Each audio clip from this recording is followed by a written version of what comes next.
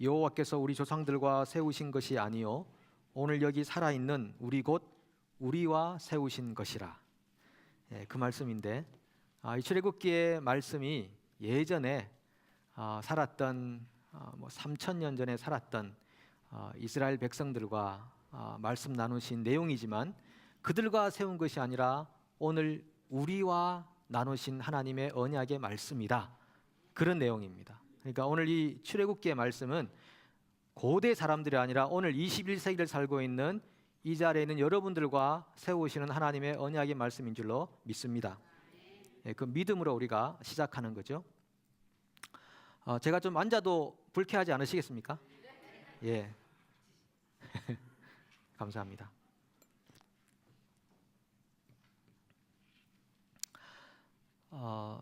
예, 안전키가 작아서 잘 안 보이시죠? 예. 그렇다고 뭐 선다고 별 차이가 있겠습니까? 예. 그러니까 여러분들이 키를 높이셔서 최대한 일어서면 좀 나을까요? 예, 하여튼 뭐 일어서서 하다가 앉아서 하다가 이렇게 하겠습니다. 오늘 불렀던 그 찬양이 우리 김나래 자매가 작사 작곡한 찬양인 거 여러분 아시잖아요.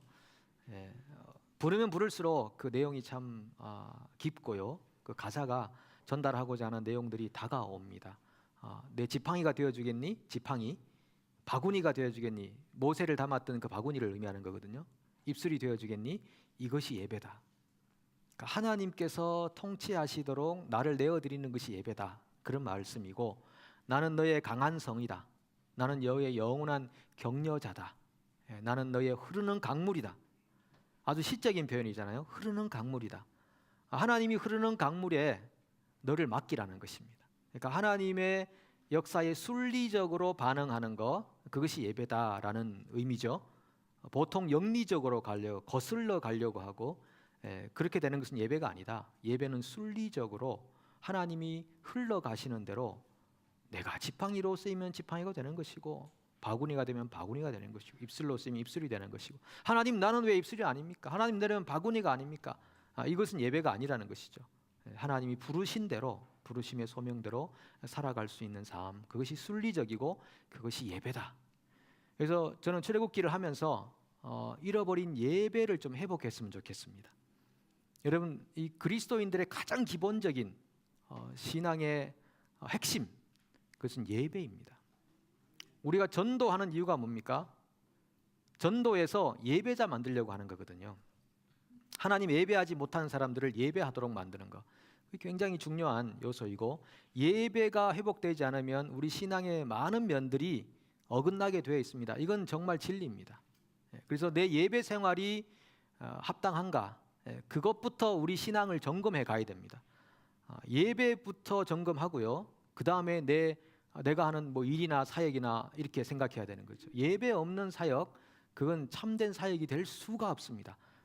진실한 사역이 될 수가 없는 것이죠. 그래서 개인 예배, 공동체 예배, 그것을 좀 이번에 회복하는 그런 시간이 되었으면 좋겠고요.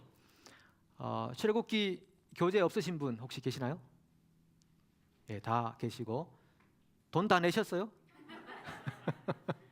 네. 외상 그으신 분은 꼭 갚으시기 바라고. 예, 뭐 그렇다고 제 구자로 들어오는 건 아닙니다. 교회 구자로 들어가니까 그렇게 하시고, 혹시 책이 좀 비싸다고 생각되시는 분 계신가요? 아니시죠? 예, 이 단순히 종이값이 아니라 그 내용값이잖아요. 예, 그렇게 생각하시고 마음의 평안을 찾으시기를 바라겠습니다. 자, 책을 펴시면은 주로 저는 책을 보면 처음부터 다 살펴보거든요. 이게 어느 출판사에서 누가 써서 뭐라고 서문이 되어 있는가 상세히 살피는데, 거기 들어가시면은 제일 안쪽 페이지에 가면 출애굽기 해가지고 True Worshippers라고 되어 있습니다. 진정한 예배자가 되자, 이게 주제가 될 수 있는 거죠. 예배자가 되자. 그 밑에 세 개가 나오는데 이거 굉장히 중요한 단어들입니다. 한번 읽습니다. 구원, 언약, 예배. 출애굽기를 세 개로 말해보라. 그러면 구원, 언약, 예배 이렇게 되는 겁니다. 이거 다음 주에 제가 테스트합니다. 테스트해서 그 다음 시간으로 넘어갈 수 있을지 없을지를 결정하는 거죠. 자, 출애굽기에서 중요한 세 가지 단어. 예배. 그 세 가지를 잘 기억하시면 좋겠고요. 이 출애굽기 세미나를 하면서 여러분 이 세미나는 전체적으로 하나님이 출애굽기를 통해 우리에게 말씀하고자 하는 게 뭐냐라는 것을 듣고 그 다음에 섹션별로 구원에 관한 내용 보고 언약에 관한 내용 보고 예배에 관한 내용을 이렇게 나눠서 보면서 출애굽기가 이렇게 흘러가는 책이었구나. 오늘 내 인생 가운데 이런 메시지를 주는구나. 이걸 찾아야 된다는 것이죠. 그래서 이 세미나를 여러분 출석 체크를 꼭 하십시오. 하셔서 나중에 수료증을 드릴 텐데 수료하시고 출애굽기 인도자반을 좀 하려고 합니다. 그러면 그것을 수료해서 여러분들이 나중에 5분, 3분, 2분한테 출애굽기를 딜리버리 해 주십시오. 전달. 박 집사님 이리 와 보십시오. 출애굽기 어떤 책인지 아세요? 글쎄요, 뭐 구원 이집트에서 나온 그렇게 해서는 안 되지. 이리 와 보세요. 제가 8주간만 당신하고 시간을 좀 가지고 말씀 나누겠습니다. 그리고 이 출애굽기 내용을 8주 만에 2시간씩해서 전달하는 겁니다. 그러면 이분이 또 진정한 예배자가 되는 거죠. 그렇게 해서 점점점 하나님 말씀이 성도들 안에서 소통이 되고 또 유통이 되고 은혜가 흘러가고 이게 은혜는 그렇게 흘러 넘쳐야 되는 것이거든요. 내 안에 갇히는 것이 아니라 흘러 넘칠 때 배가 되고 30배, 60배, 100배. 이건 영적인 원리라고 하는 것이거든요. 30배, 60배, 100배로 이렇게 흘러 넘쳐야 되는 것입니다. 여러분 안에 있는 그 은혜가 갇히지 않고요. 못으로 갇히지 않고 저수지로 갇히지 않고 강물처럼 바다처럼 흘러 넘치기를 축복합니다. 그렇게 해서 서로가 서로를 살려가는 그런 은혜가 있기를 원합니다. 그 다음에 보시면 목차라고 되어 있죠. 목차에 몇 회까지 있습니까? 16회까지 있는데요.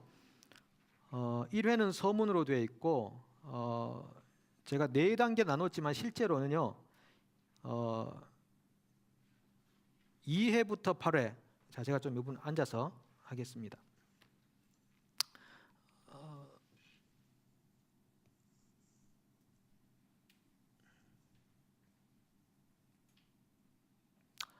여기 보시면 아까 말씀드린 대로 출애굽기는 3가지 구원, 언약, 예배인데 특별히 우리 교재로 봤을 때 이 구원은 2회부터 8회까지 내용이 다 구원의 내용입니다. 이것은 1장부터 15장 21절까지예요. 1장부터 15장 21절까지 내용이고요. 그 다음에 언약은 9회부터 12회까지 4회. 이것은 15장 22절에서 24장까지 언약에 관한 내용이고 그 다음에 예배는 13회부터 16회. 이렇게 해서 우리가 총 16회 안에서 구원과 언약과 예배 이 3가지를 함께 나누게 됩니다.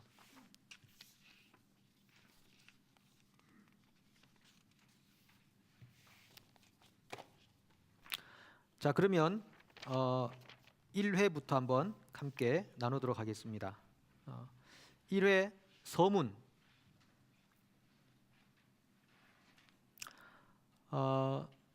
이 서문에 보시면 이게 내용이 좀 글자가 좀 작나요? 서문에 보시면은 이게 오경이라고 하죠. 모세오경. 모세오경이 어떤 책입니까? 시작.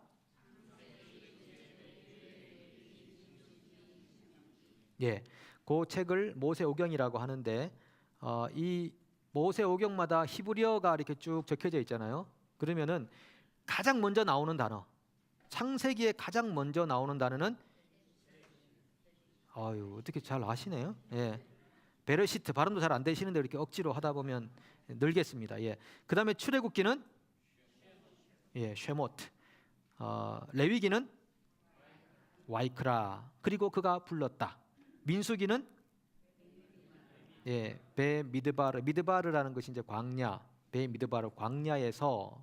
신명기는 데바림. 바림이라고 하는 것은 다바르라고 하는 게 말씀이거든요. 다바르. 그래서 데바림 말씀들 복수로 데바림 말씀들 이렇게 되죠. 그러면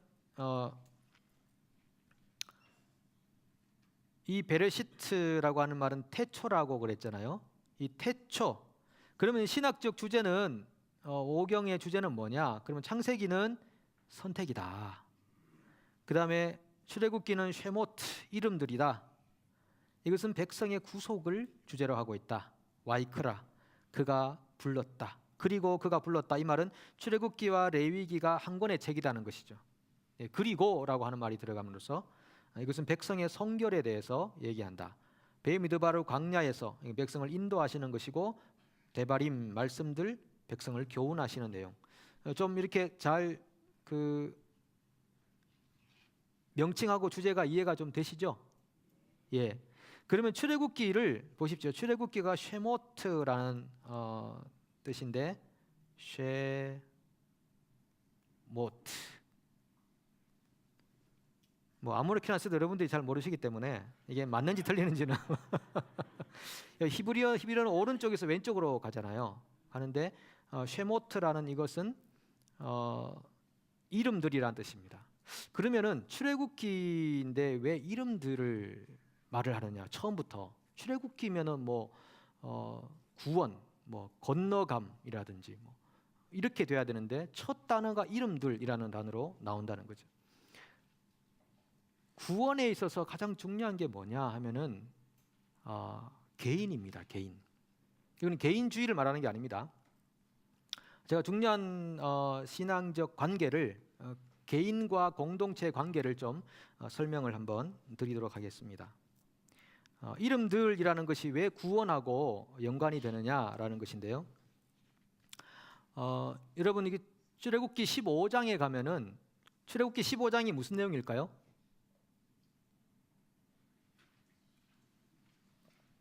예, 출애굽기 15장은 홍해를 건너간 후에 불렀던 노래가 나옵니다. 나중에 이 노래를 작사로 해서 좀 곡을 나래자매에게 좀 부탁을 좀 해야 될 것 같은데, 15장에 나오는 구원 이후의 노래에 보면요, 어떤 내용이 있는가 하면 한번 보죠. 우리가 15장 한번 펼쳐 보십시오. 출애굽기 15장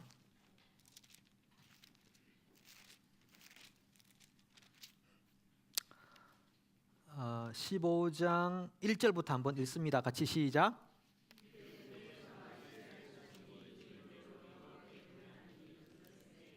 내가 여호와를 찬송하리니 그는 높고 영화로우시며 말과 그 탄자를 바다에 던지셨음이로다.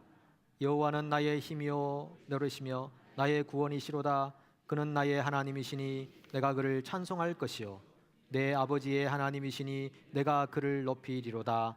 여호와는 용사시니 여호와는 그의 이름이시로다. 아멘. 예. 여기 보시면은 노래를 하는데, 모세와 이스라엘 자손이 노래를 하는데 전부 다 내가 여호와를 찬송하고, 여호와는 나의 힘이고 나의 구원이시고 나의 하나님이시고 내가 그를 찬송할 것이고 내 아버지고 내가 그를 높이고, 이건 다 뭐냐 하면은 개인화를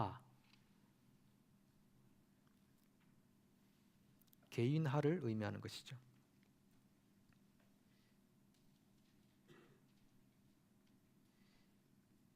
personalization.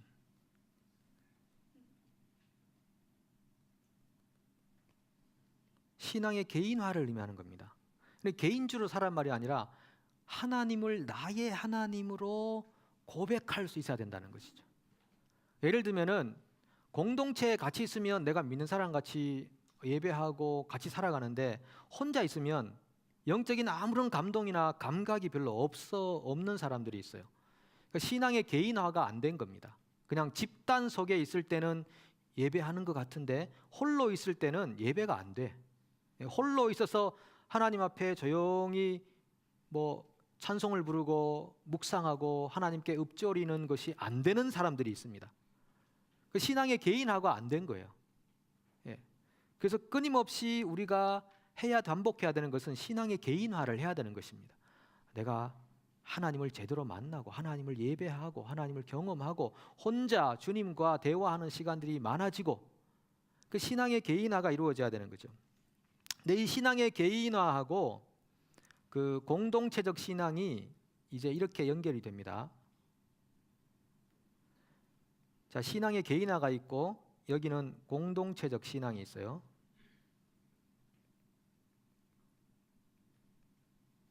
이 두 가지는요, 상호 보완적인 겁니다. 왔다 갔다 해야 돼요. 개인적인 예배, 살아있는 하나님과의 만남, 그러다가 공동체적으로 모여서 사고의 폭을 넓혀서 내가 자유를 가지고 있지만 이 자유가 공동체적으로 덕이 되는가를 살펴봐서 덕이 안 되면 제한시키고, 덕이 안 되면 제한시키고, 그러면서 또 혼자 있을 때 하나님을 예배하는 개인화가 이루어지고 그 개인화가 공동체성으로 또 은혜를 발휘하고, 이것이 계속적으로 잘 이렇게 왔다 갔다 할 수 있는 그런 사람이 바로 하나님이 찾으시는 예배자의 사람들이다. 그래서 이름들, 왜 이름이 중요한? 이름은 전부 다 개인의 이름이 들어가는 것이거든요. 하늘나라에는 다 한꺼번에 싹 몰아가지고 뭐 망가레 지역 사람들, 뭐 앱섬 지역 사람들, 노쇼 사람 이렇게 안 들어가잖아요. 한 사람 한 사람 이름이 다 들어간다고요. A, B, C, D, E, F, G 쫙 다 들어간다. 그래서 이 출애굽기를 하시면서 개인의 신앙을, 예배를 회복하시라라고 하는 것이죠. 그래서 이 방금 불렀던 출애굽 노래가 바로 신앙의 개인화를 잘 설명해 주는 그런 노래죠. 도마가 뭐라고 합니까? 주는 나의 하나님이시다. 주는 나의 하나님이시다. 당신은 나의 주시며 나의 하나님이시이다. 나의 하나님. 시편 기자가 뭐라고 합니까? 나의 하나님, 나의 하나님. 음이 잘 안 맞네요. 나의 하나님, 나의 하나님 이렇게 부르지 않습니까? 그죠? 시편 기자의 노래. 우리 예수님이 뭐라고 하십니까? 나의 아버지, 나의 아버지, 어찌하여 나를 버리셨나이까? 예수님은 끊임없이 아버지를 자기의 아버지라고 부르시거든요. 내 아버지. 여러분, 하나님께서 여러분들의 아버지이십니까? 여러분 개인의 아버지세요? 개인의 아버지가 돼야 됩니다. 이거 정말 회복하셔야 돼요. 근데 공동체적 신앙의 대표적인 인물이 누구냐 하면은 요셉입니다. 요셉은 이 개인주의가 너무 강했었어요. 개인주의가 강했었어요. 그래서 전부 다 자기 중심으로 생각했다고요. 공동체성을 잃어버리고 자기가 꿈꿨던 거 얘기하고, 뭐 자기는 경험했으니까, 거짓말 아니니까 내가 경험한 거, 내가 체험한 거 얘기하는데 뭐가 문제냐고 막 얘기하고 발설했다고요.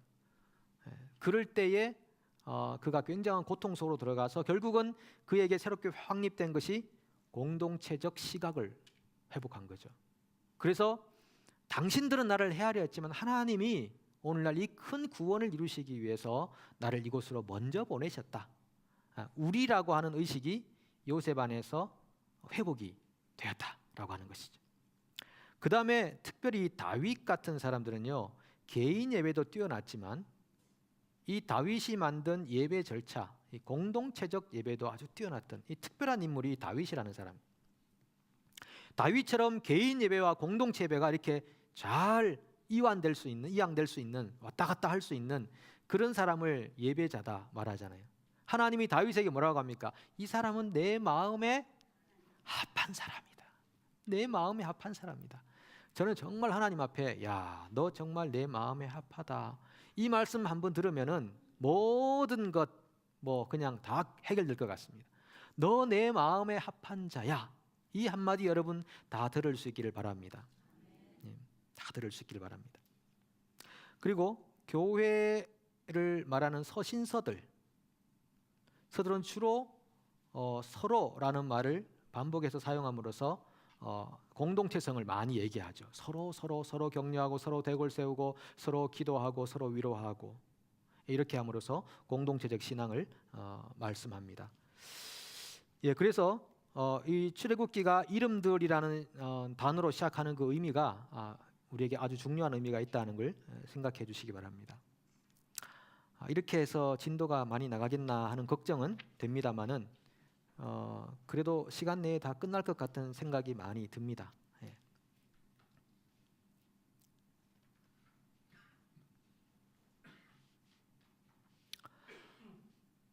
자, 그렇게 하시고요.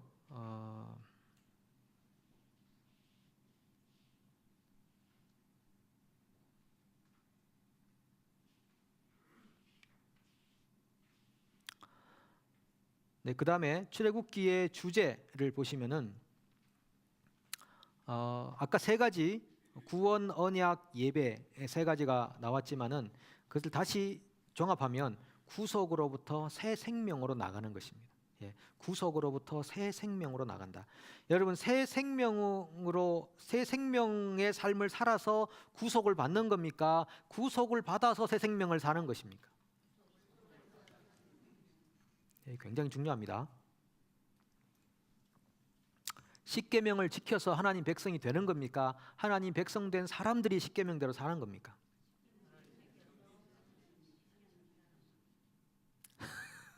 다시요. 어떤 거라고요?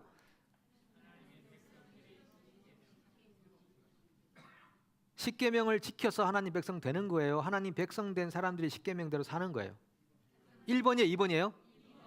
2번이에요, 2번. 이거 정립 안 되면 전부 율법주의. 예. 사도 바울이 왜 율법주의를 이렇게 지탄했는지 아십니까? 율법주의에는 은혜가 없는 거죠. 율법주의는 십자가를 헛되게 하는 것입니다. 궁극적으로는요, 우리가 오직 하나님 앞에 나갈 수 있는 길은 십자가의 길밖에 없는 거예요. 십자가의 길로 하나님께 나아가서 새로운 삶을 살아가는데, 그게 아니라 하나님께 나가기 위해서 우리가 새로운 생명의 어떤 행위들을 해야 하나님 앞에 나아가서 구속의 은혜를 받는다. 이건 전부 율법주의를 말하는 거죠. 현대 교회 안에 율법주의가 굉장히 많습니다. 그래서 십자가의 보혈의 능력의 역사가 나타나지 않습니다. 전부 자기의 잣대와 판단으로 전부 판단해서 너는 구원해 안 돼, 너는 탈락이야, 너는 구원받기 힘들어. 전부 하나님이 돼버렸어요. 자기가 하나님이 돼버렸어요. 그 신앙이 좋다고 하는 분들이 아주 중요하게 늘 긴장해야 되는 부분이 자기가 하나님 자리에 서 있어요. 그리고 너무나 많은 경우, 아까 제가 신앙의 개인화를 얘기했지만은 이 공동체적 신앙으로 가지 않으면요, 신앙이 전부 내 하나님밖에 없는 겁니다. 내 하나님이 이렇게 말씀하셨다. 근데 여기 있는 분도 내 하나님이 이렇게 말씀하셨다 그런데 달라. 그러면 어느 하나님이 맞는 겁니까? 이런 일도 교회 안에서 많거든요. 그래서 내 하나님이 중요하고, 그리고 우리 하나님이 중요하고, 이 두 가지 여러분 꼭 기억하실 필요가 있습니다. 그래서 이 출애굽기에서 강조하는 것은요, 그 십계명에도 보면은 십계명 20장에 나오잖아요. 출애굽기 20장, 그리고 신명기 5장에도 나오거든요. 모세오경에 2번 나옵니다. 어디 나온다고요? 20장, 5장. 그래서 앞에 앉은 분들은 다 기억하잖아요. 뒤에 앉은 출애굽기 20장과 신명기 5장에 십계명이 2번 나오는데 약간 slightly different하게 나오는 부분이 있는데, 그런데 중요한 거는 이 십계명의 서문이 중요해요. 너는 나 외에 다른 신을 내게 두지 말라가 첫 번째 계명이지만 그거보다 더 앞에 나오는 얘기가 있다고. 그게 뭐죠?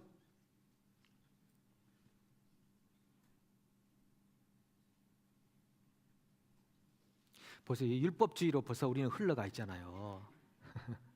그 앞에 나오는 게 뭐냐면 내가 누군지를 말해주는 거예요. 하나님께서 나는 너희의 종되었던 땅 이집트에서 구속하여 낸 너희의 하나님이라. 그게 먼저 나오는 거예요. 그 서문이 없으면 10가지 계명이 다 율법이 되는 거예요. 율법주의로 가는 거죠. 10가지를 지켜서 하나님 백성이 되어야지, 그건 절대 아니라는 걸 여러분 명심해야 되는데, 이걸 위해서 갈라디아서와 로마서와 이런 히브리서와 하박국과 이런 서신들에서 오직 의인은 믿음으로 말미암아 살리라. 오직 의인은 믿음으로 말미암아 살리라. 이 내용이 왜 나오는 겁니까? 그러니까 우리가 이 신앙생활하고 이렇게 성경 교육을 받고 제자 훈련 받고 하는데도요, 정신 바짝 차리셔야 돼요. 이 맥을 놓쳐버리면요, 항상 율법주의 안에 늘 머물러 있게 되는 겁니다. 그래서 가장 먼저 뭐냐? 구속이 먼저다. 구속이 하나님이 이집트 종되었던 땅 거기서 인도하여 내어서 내가 그런 하나님이니 그러므로 너희들은 나 외에 다른 신을 섬기지 말라. 내 이름을 망령되이 긋지 말라. 안식일을 기억하여 거룩히 지키라. 이렇게 쭉 부모를 공경하라 이렇게 나가는 겁니다. 그래서 이거를 책에 설명해놨지만요, 직설법과 명령법이라고 이렇게 제가 설명해놨죠. 직설법과 명령법이다 이렇게 설명해놨습니다. 이런 거는 좀 제가 지난번 성경의 몇 강의에도 말씀드렸죠. 인디카티브란 말과 임페라티브란 말이 있는데, 직설법, 명령법. 자, 이거를 복음으로 봤을 때 복음은 항상 직설법이 먼저입니까? 명령법이 먼저입니까? 그렇죠. 예, 직설법이 먼저예요. 아직까지 긴가민가 하시면 안 됩니다. 그죠? 이거 지금 끝날 때까지 제가 강조할 겁니다. 복음은 직설이 먼저입니까? 명령이 먼저입니까? 직설. 직설이라는 것은 스테이트먼트입니다. 그냥 설명, 그냥 이렇다라고 하는 거죠. 명령은 이렇게 하라라고 하는 어떤 짐을 주는 거잖아요. 직설법이라는 것은 예를 들면 여기 있죠. 너희는 세상의 소금이다. 예수님께서 너희는 소금이야라고 했습니다. 소금이 되어라가 아니죠. 그건 나중에 소금처럼 살라는 것이고, 소금이야. 너희는 세상의 빛이야. 내가 너를 구속했어. 내가 너를 사랑해. 내가 오늘날 너를 낳았어. 너희가 나의 증인이 되리라. 이게 전부 다 직설법이라고 하는 것입니다. 그러면 명령은 뭐냐? 세상의 소금이다. 그러므로 너희가 소금처럼 살아야 돼. 이게 명령이죠. 빛이다. 그러므로 빛을 비춰야 돼. 착한 행실을 해야 돼. 하나님께 영광을 돌리게 해야 돼. 이게 다 명령으로 되는 거죠. 내가 너를 구속했어. 그러므로 너희가 나의 언약을 행해야 돼. 이렇게 되는 겁니다. 내가 너희를 사랑했어. 그러므로 너희도 나를 사랑하고 서로 사랑해야 돼. 네, 굉장히 중요한 내용입니다. 복음이란 하나님이 우리를 먼저 찾아오셔서 사랑하신 것, 그것을 복음이라고 하고, 그 복음의 패키지 안에는 그러므로 우리가 복음에 합당하게 생활하는 삶이 이어져 가는 겁니다.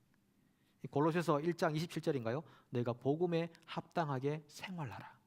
그런 것입니다. 그래서 우리에게 저는 우리 신앙생활을 이렇게 크게 교회의 존재 이유를 크게 두 가지로 말씀드린다면, 하나는 예배겠죠. 그 다음은 선교가 되겠죠. 교회의 존재 목적, 예배하고 그 예배자들이 충분한 영적 성장과 성숙을 이루어서 결국은 세상 안에 선교하는 삶. 선교하면 영혼을 구원하는 거잖아요.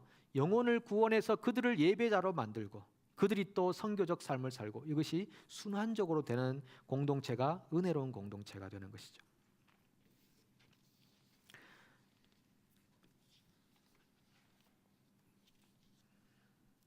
네, 이렇게 하고요.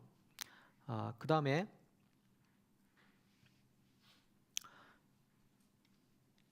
출애굽기에서 신명기 내용이 전체적으로 두 번으로 끊어지는데요.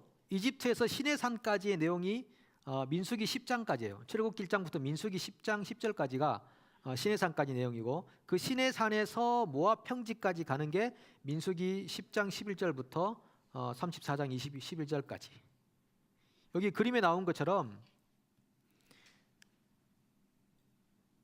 이집트에서 시내산까지 여기가 출애굽기부터 민수기 10장 10절이에요. 그리고 시내산을 떠나서 모압 평지까지 가는 요 과정이 민수기 10장 11절에서 신명기 34장까지예요. 이렇게 하면 좀 이제 큰 이해가 되셨다고 생각하고 넘어가도록 하겠습니다.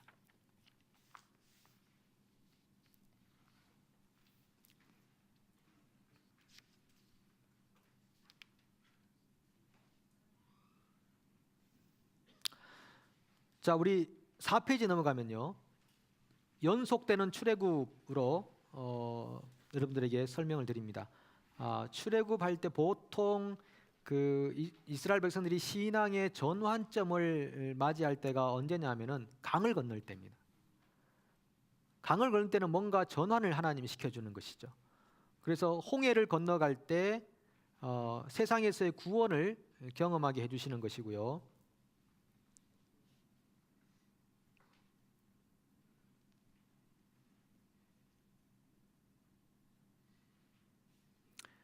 구원. 그 다음에 포로에서 돌아올 때 유브라데 강을 건너서 오지 않습니까? 징계받고 새 생활할 때 강 건너 와야 되죠. 그러니까 예배 생활 잘하고 신앙생활 잘하다가 백슬라이딩 해가지고 신앙이 축 떨어져 가지고 낙심하고 절망하며 이렇게 살아가다가 그러다가 하나님께서 또 특별한 고통을 주면 정신 번쩍 차리잖아요. 그 유브라데 강을 또 건너오는 겁니다. 하나님이 내게 고통을 주셨어. 다시 내가 신앙생활 해야지. 그때 강 하나 또 건너오는 거죠. 그리고 요단강 건너는 것은 우리가 세례 받는 것과 이렇게 좀 연관성이 있지 않은가 해서 한번 적어봤습니다. 그리스도와 연합된 삶. 요단강에서 예수님께서 세례 받으시고 세례 요한에게 많은 사람이 세례 받고 이 세례의 의미는 연합의 의미가 있는 겁니다. 그래서 주님과 연합된 삶을 살아갈 때 요단강을 또 들어가게 되는 것이고. 그래서 성경을 읽으실 때 강이라는 것이 굉장히 중요하구나라고 한번 생각해 주시면 되겠습니다. 참고하시면 되겠습니다. 자, 그러면 다시 오늘은 서문이니까 출애굽기를 한눈에 다시 한번 생각해 봅니다. 자, 출애굽기 중요한 세 가지 뭐라고요? 단어 시작. 예, 구원, 언약, 예배. 구원 1장부터 18장까지. 예, 구원에 대한 내용. 그다음에 19장부터 24장까지 언약에 대한 내용.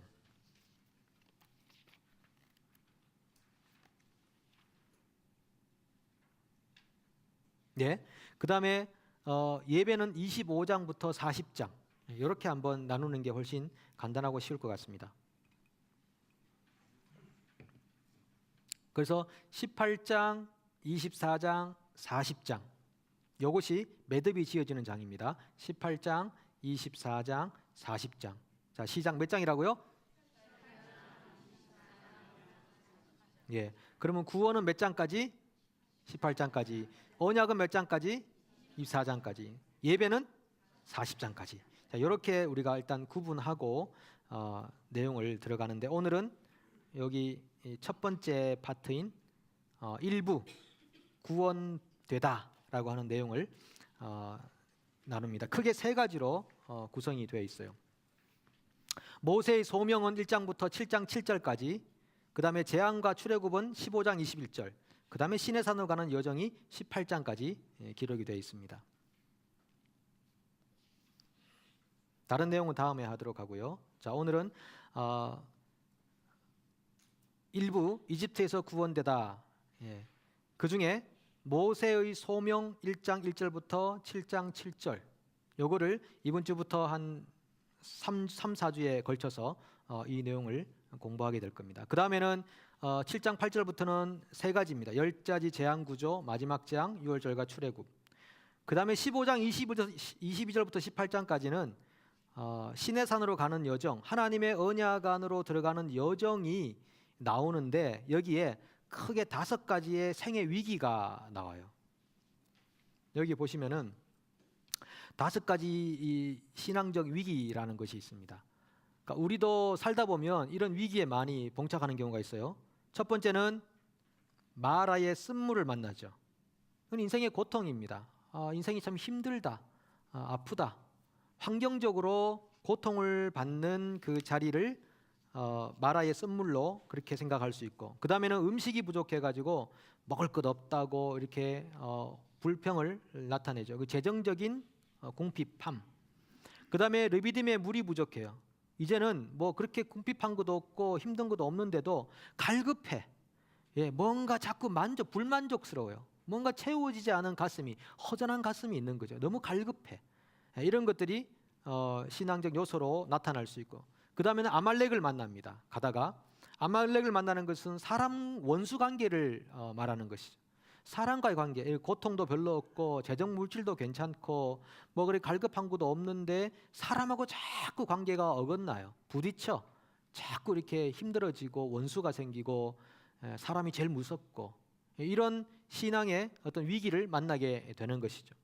또 마지막에는 모세가 워낙 너무 200만 명의 사람들을 상대하다 보니까 힘들어가지고 모세의 건강에 위험 신호가 왔어요. 지도자의 위기, 지도자와의 관계의 위기, 지도자 개인의 위기, 이런 것들이 공동체에 벌어지는 것이 마지막 그 우리의 어떤 극복해야 될 신앙의 위기로 이렇게 등장하는 거예요. 여러분은 지금 이 5가지 과정 중에 어디에 있다고 생각하세요?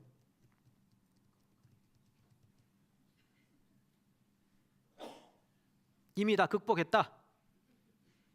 예, 그럴 수도 있죠. 이미 다 극복했다 그럴 수 있죠. 그러니까 우리가 살다 보면 내가 3단계까지 왔다가 다시 1단계로 돌아가는 경우도 있어요.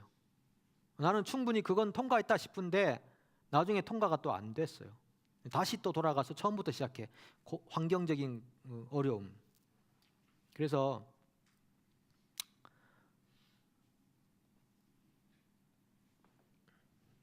여기 보시는 우리의 신앙의 위기.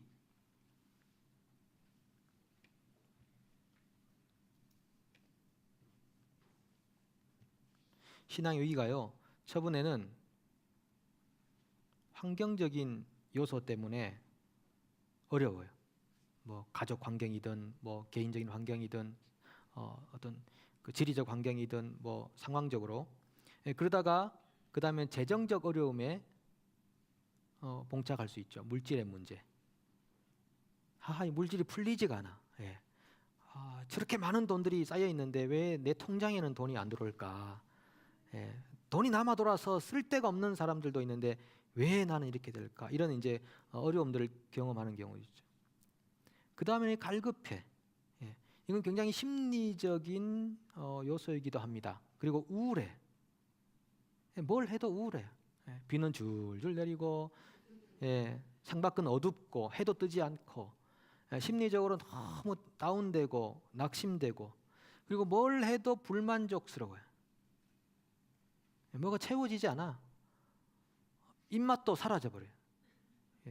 여러분 먹는 재미가 얼마나 좋습니까? 우리 그 교역자들이 화요일마다 미팅하면 지금 잠언 다 읽고 전도서 읽는 중인데 한 장씩 읽거든요.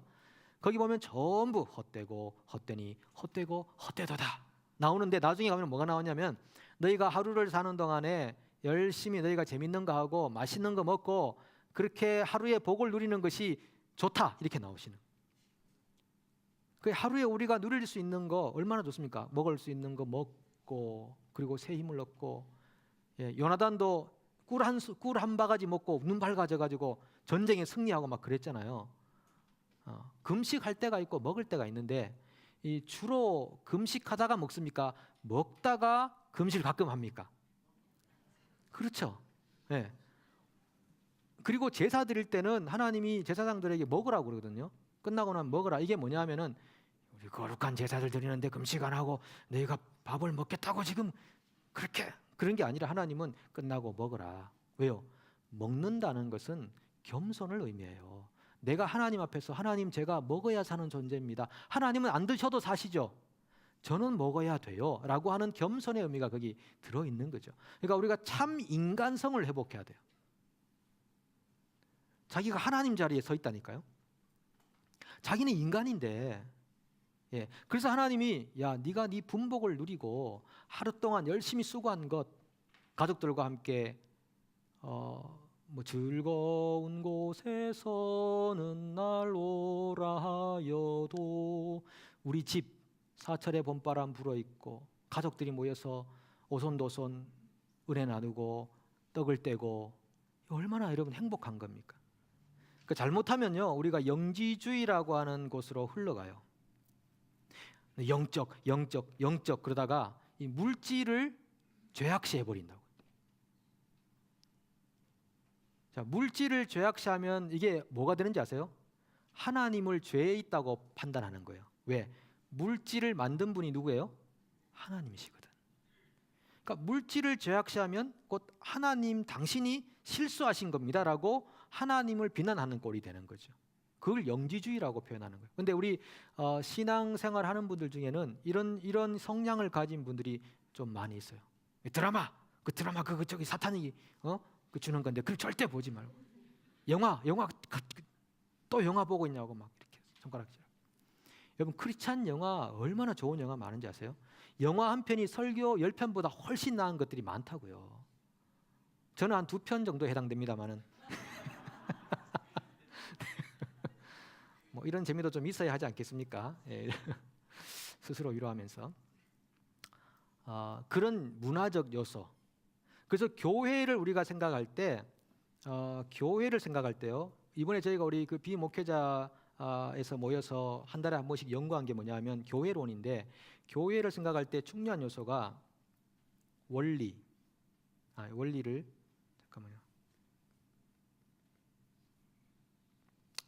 성경, 역사, 문화라고 하는 삼중 렌즈를 가지고 교회를 봐야 되는 거죠. 교회를 볼 때 성경, 역사, 문화라고 하는 삼중 렌즈를 가지고 교회의 사역과 또 예배와 형태를 정해야 되는 거죠. 이게 뭐냐면 성경은 원리죠, 원리. 교회가 성경을 바탕을 벗어나면 교회가 아닌 거죠. 그래서 교회가 어떤 일을 할 때 이게 성경적인가 생각해 봐야 돼요. 그 다음에는 역사. 역사는 과거, 현재, 미래 중에 뭡니까? 예, 과거. 과거 우리 교회들은 어떻게 왔는가를 보는 겁니다. 전통이라고도 할 수 있겠죠. 과거를 보고. 문화는 어떤 요소일까요? 과거, 현재, 미래 중에서 현재를 보는 거죠. 현재. 오늘 우리 김훈진 장로님이 아주 이렇게 정확한 답을 몇 번 하셨는데 좀 놀랍습니다. 예. 이게 앞에 앉으면 이게 은혜가 나온다니까요. 예. 이게 참 오늘 앞자리가 좋습니다. 그러니까 성경을 우리가 교회를 생각하고 어떤 사역의 형태를 계획하고 우리 교회가 어떤 교회가 될까를 할 때 세 가지를 반드시 점검해야 되는 거죠. 성경에서 뭐라고 하느냐, 이 일이 성경에서 말하는 거하고 통하느냐, 그 역사를 볼 때 이 일이 맞느냐, 그리고 현대 문화적으로 이것이 컨템포러리하게 통할 수 있느냐, 현대 사람들에게 접목할 수 있는 거냐, 이 세 가지를 렌즈를 가지고 보라는 거죠. 이 세 가지를 안 보면 교회 행하고 있는 사역들이 이렇게 열매를 잘 못 맺어요. 여러분 아시잖아요, 그죠? 그래서 이 세 가지가 아주 중요한 요소로 작용을 하는 겁니다. 이거는 제가 잠깐 가외로 말씀을 드린 거고요.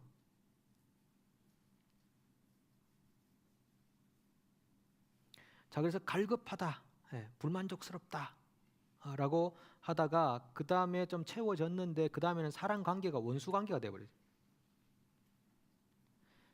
사람 만나는 게 귀찮아지고 힘들어지고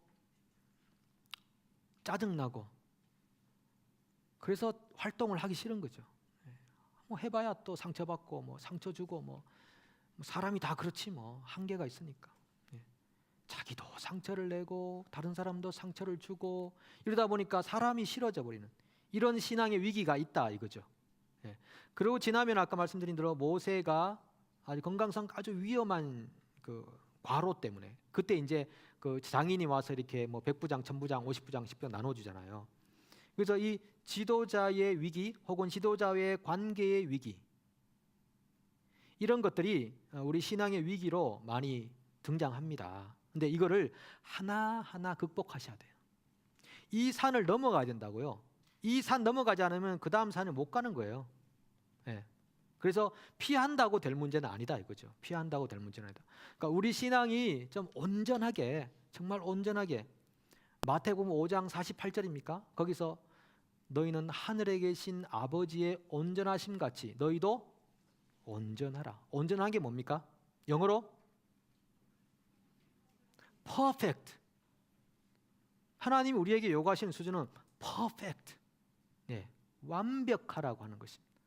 근데 그게 율법으로 지어지는 게 아니라 하나님이 우리를 이미 구속해 내어서 너희는 이미 홍해를 건너온 사람들이니까 홍해를 건너기 위해 열심히 하라가 아니라 홍해를 건너왔으니까 그 다음에는 아버지의 성품을 닮아가는 완전한 사람이 되라.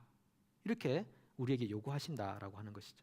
그것이 이런 과정들을 하나하나 넘어가야 온전한 사람이 되는 것이죠. 여러분 세상에 이 모든 문제에 온전한 사람이 사실 누가 있겠습니까? 그러나 우리가 궁극적으로 이 정도면 됐다라고 할 것이 아니고 계속적으로 우리가 주님 오실 때까지 자라갈 수 있도록 헌신하고 마음을 들여야 되겠다라고 하는 것입니다. 자, 여기까지가 여러분들에게 드리고자 했던 이 첫 번째 서문에 관한 것입니다. 서문에 관한 것. 자, 그럼 1회가 다 끝난 것입니다. 자, 1회에 있어서 질문할 거 있으면은 지금 간단하게 질문하시고 아니면 넘어가도록 하겠습니다. 물 마시는 동안만 질문 받고. 네, 그러면 2회로 넘어가서 빠른 시간에 2회를 끝내야 되죠. 자, 복습합니다. 출애굽기의 중요한 세 가지 내용, 단어 시작. 구원은 몇 장까지? 언약은 몇 장까지? 성막은 40장, 예배는 40장, 18장, 24장, 40장 이렇게 자 정리가 되신 걸로 알고요. 복음은 직설법이 먼저입니까? 명령법이 먼저입니까? 네, 직설법이 먼저다라고 하는 거 기억하시기를 바랍니다. 자, 두 번째 2회. 2회는 출애굽기 1장과 2장을 이제 본문에 들어가게 되는데 우리가 통독을 다 이미 출애굽기를 다 해왔기 때문에 내용을 어느 정도 아시리라 생각하면서 내용을 전개합니다. 자, 1장은 두 가지로 나눕니다. 1장 1절에서 7절 그리고 1장 8절에서 22절 7절까지는 이스라엘이 번성했다라고 하는 것이고요. 그 다음에 8절부터는 박해를 받는 이스라엘이라고 하는 내용이 1장 안에 나타납니다. 1장 1절부터 7절은 이스라엘이 번성해서 민족을 형성했는데 이 민족 형성은 어떤 말씀에 대한 성취입니까? 누구에게 하신? 그렇죠. 하나님이 아브라함에게 하셨던 약속의 성취였다라고 하는 것입니다. 하나님의 시간표에서 아브라함의 후손들이 이집트라는 곳에서 민족으로 형성하는 이것이 우연 발생적인 것이 아니라 하나님의 시간 계획에 의해서 이루어진 약속의 성취였다라고 하는 것이죠. 그러니까 하나님은 일을 하실 때 전체적으로 시각을 가지고 계십니다. 파노라마를 가지고 계신 거죠. 우리 사진 찍을 때 파노라마로 딱 찍는 거 있잖아요. 하나님 이렇게 파노라마를 다 가지고 계시면서 여기에서부터 여기까지의 모든 일들이 하나님의 시간 계획에 의해서 이루어지도록 역사하신다. 그래서 하루가 천년 같고 천년이 하루 같은 하나님. 그러니까 우리가 걱정할 필요가 없어요. 우리 생각으로는 안 되는 일들도 하나님의 생각에서는 다 된다니까요. 하나님의 시간 계획에서는 다 되는 거예요. 오늘의 실패가 내일의 성공이 될 수도 있고 오늘의 성공이 내일 실패가 될 수도 있는 거죠. 그러니까 우리가 작은 일에 뭐 이렇게 웃고 울는 그런 삶보다는 하나님의 관점에서 살아갈 필요가 있겠습니다. 그 다음에 박해 속에 던져진 이스라엘. 이스라엘이 위기를 당했습니다. 어떤 위기냐면 미움을 받았어요. 이거 이제 내용은 정권이 바뀌면서 생겼다고 우리 성경에 매갈 때 다 하셨죠. 뭐 힉소스 민족이 쳐들어와서 이집트를 정복해 있다가 이 북방 민족이 쫓겨나면서 이제 이스라엘이 유목민이니까 힉소스족과 같은 유목민이니까 그때부터 이집트의 어떤 그 미움을 받기 시작했다. 이 사람들이 힉소스족하고 연합해서 이스라엘이 힉소스족과 연합해서 이집트를 정복할까봐 두려워서 이스라엘까지도 미워하는. 그래서 창세기 50장에서는 굉장히 대우받는 민족인데 출애굽기 1장에서는 완전히 역전되어 있죠. 노예가 되어 있잖아요. 그런 걸 말하는. 이 미움은 육체적인 고통을 낳았고 감정적인 상처를 낳았고 생존의 위협을 느끼게 했다라고 하는 것입니다. 미움의 세 가지, 육체적으로, 감정적으로 그리고 생존적으로 위협을 당하고 있는 이 백성들의 상태였다라고 하는 것입니다. 여러분, 우리가 지금 이 땅에 크리스찬으로 살아가는 것은요, 미움 받기를 준비하는 사람들입니다. 얼마 전에 제가 여기 목회자 전체 카톡방이 있는데 거기에 나이지리아에서 예수 믿는 것 때문에 고통받는 그 핍박을 받는 그 영상을 이렇게 올려놓으셨더라고요. 혹시 보신 분 계신지 모르겠습니다. 나이지리아에서 이슬람 그 마을인데 예수 믿는다고 핍박을 받아요. 그게 생생하게 영상으로 찍혀져 있어요. 어떤 거냐면은 이 사람들이 막 주먹으로 치고요, 발로 때리고 뛰어서 머리에 이렇게 발로 짓밟고 그리고 약간 도랑 같은 데 딱 밀어넣어요. 한 대여섯 명 되겠더라고요. 한 30명 둘러싸고 대여섯 명 밀어넣고 나뭇가지를 막 그 위에 올려놓고 불을 질러버려요. 그러니까 불이 막 타는데 사람 이 옷에 다 불이 붙어 있어요. 그냥 그대로 막, 그러니까 워낙 이게 많이 맞아서 힘이 없으니까 그대로 불타서 죽는 모습이 이 영상에 담겨져 있어요. 그런 분들은 어떨까요? 그런 위기 앞에서 내가 그냥 안 믿는다고 해버리면 살 텐데, 여러분 죽는 것도 고통스럽고 뭐 여러 가지 고통스럽지만 수치스럽고, 근데 그런 상황에서 나는 죽어도 예수 믿겠다라고 할 수 있다면 그 진짜 신앙인 아니겠어요? 그분들은 잠깐의 고통을 참음으로써 영원한 하늘나라를 상속받는 거잖아요. 근데 그 위기 앞에서 만약에 물러가 버리면 주님께서 내가 너를 모른다 이렇게 말씀하실 거잖아요. 근데 그 위기에서 그런 담대함이 생기고 죽음을 이렇게 맞이할 수 있으려면은 평상시에 이 하나님 예배하는 개인 예배와 공동체 예배가 살아 있어서 하나님이 나의 하나님으로 고백이 돼야, 그래야 이 위기를 극복할 수 있는 사람이 되는 것이거든요. 시험은 우리가 시험 치잖아요. 학교에서 시험 치는 것은 네가 얼마나 평상시에 이 내용을 잘 숙지했느냐를 점검하는 거잖아요. 평상시의 삶이 시험에 반영된다고요. 물론 여기 계신 분 중에 몇 분은 3일 전에 벼락치기로 해가지고 머리가 좋아서 걸 수도 있겠지만은, 우리 신앙생활에는 벼락치기라는 게 없어요. 신앙은 여러분 벼락치기 없습니다. 갑자기 된다고요? 안 됩니다. 갑자기 안 됩니다. 그래서 그들의 열매로 그들을 알리라고 하는 것은 그들이 살고 있는 삶의 형태, 모습들이 바로 그들의 근원이라는 것입니다. 배나무는 배를 맺는 것이고요, 사과나무는 사과를 맺는 것이거든요. 뿌리에 따라서 그 사람들의 열매가 보이게 되어 있는 것이거든요. 그러니까 우리가 평상시에 얼마나 주님과 깊은 관계와 만남이 정상적으로 순리적으로 진리의 바탕 위에서 세워져 있는가, 그것이 우리가 만나는 인생의 위기를 극복하게 할 것이냐, 거기에서 좌절하게 만들 것이냐를 결정한다고 하는 것이죠. 그래서 요한복음 15장 18절, 우리 15장 18절부터 20절 제가 책에 적어놨는데 같이 한번 읽어보겠습니다. 시작. 세상이 너희를 미워하면 너희보다 먼저 나를 미워한 줄 알라. 너희가 세상에 속하였으면 세상이 자기의 것을 사랑할 것이나 너희는 세상에 속한 자가 아니요 도리어 내가 너희를 세상에서 택하였기 때문에 세상이 너희를 미워하느니라. 기억하라. 사람들이 나를 박해하였은즉 너희도 박해할 것이요 내 말을 지켰은즉 너희 말도 지킬 것이라. 아멘. 우리가 세상을 살면서 그리스도인이라는 이유 때문에 당하는 손해와 고난이 반드시 있게 돼 있고요. 그것들 때문에 우리가 낙심하지 않아야 되는 것은 우리 주님께서 먼저 미움 받으셨다고 하는 것입니다. 앞으로는 이제 그리스도인들이 세상에 편안하게 살 수 없는 때가 다가올 겁니다. 지금도 벌써 그런 부분들이 많은 나라에서 일어나고 있고, 여기는 지금 너무 편안하죠.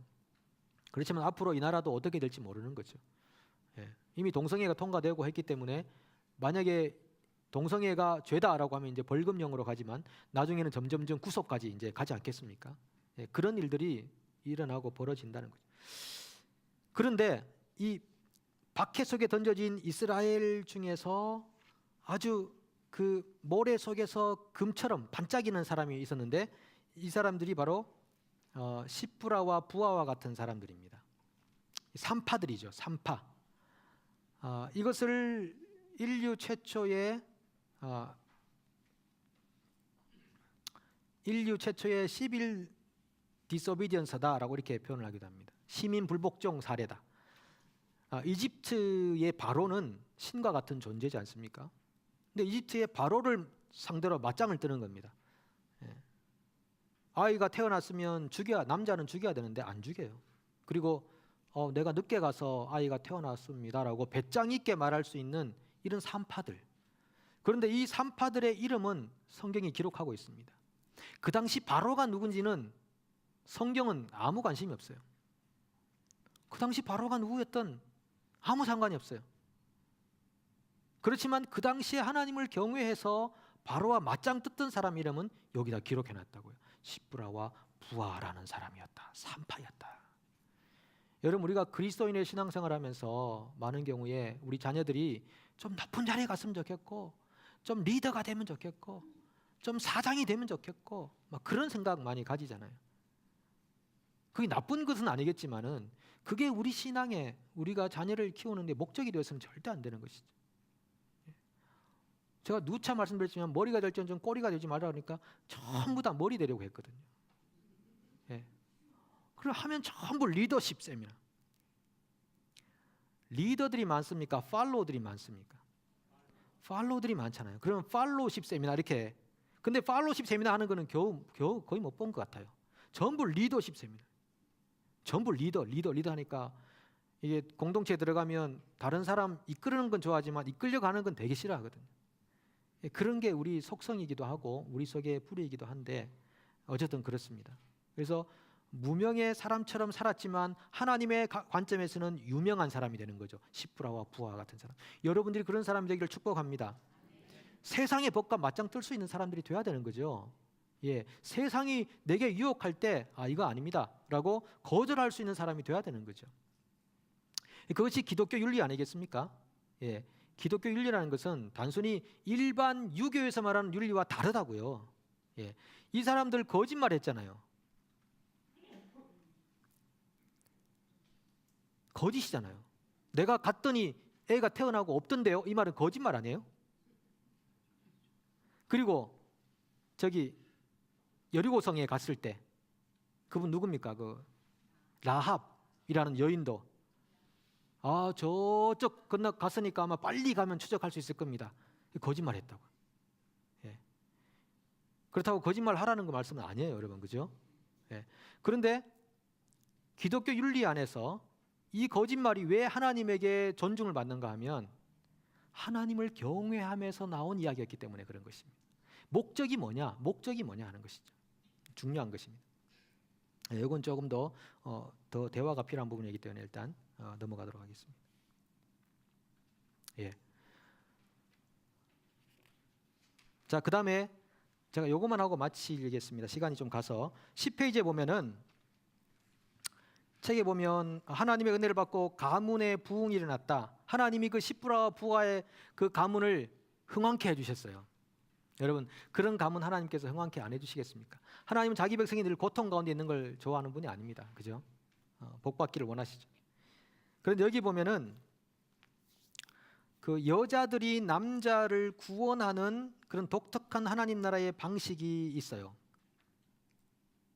그 책에 보시면은 아이를 강물에 떠내려 보내는 여인. 그러니까 아이가 태어났는데 너무 준수해. 그래서 이 아이를 죽이지 말고 살려뒀습니다. 이게 모세의 이야기죠. 살려둬서 이제 아이가 점점 커서 이제는 더 이상 숨겨둘 수 없을 때가 되어서 아이를 강물에 떠내려 보내는 여인이 있죠. 그리고 멀리서 그 여인을 지켜보죠. 그리고 아이를 집어드는 여인이 있죠.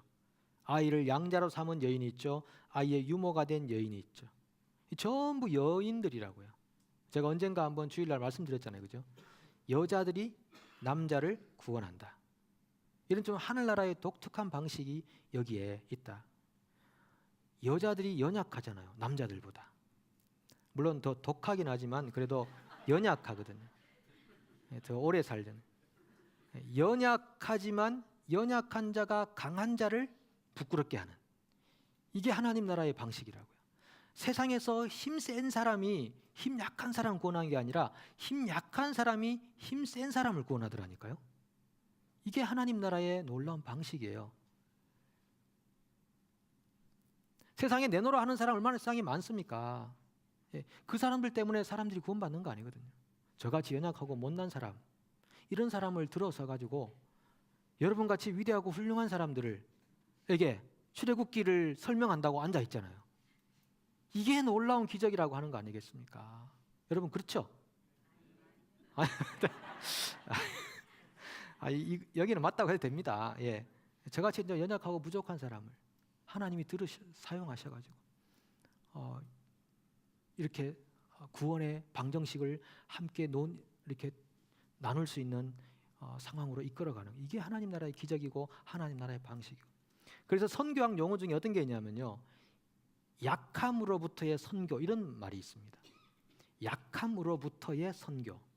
이걸 많은 분들이 연구를 많이 했어요. 선교 연구를 많이 해보니까 이 선교가 여기서 말한 대로 이 하이라키처럼 위에서 아래로 힘 있는 자가 힘 없는 자를 선교했던 건 아니고 주로 약한 데서 강한 사람들을 구원하는 방식으로 선교가 됐다는 것을 연구 결과로 가져온 겁니다. 그래서 선교사가 자기의 약점이라는 부분 때문에 선교의 열매가 맺힌다는 걸 발견하기 시작하는 거죠. 세상에서는 자기 약점이 있으면요 사회생활 못 하거든요. 만약에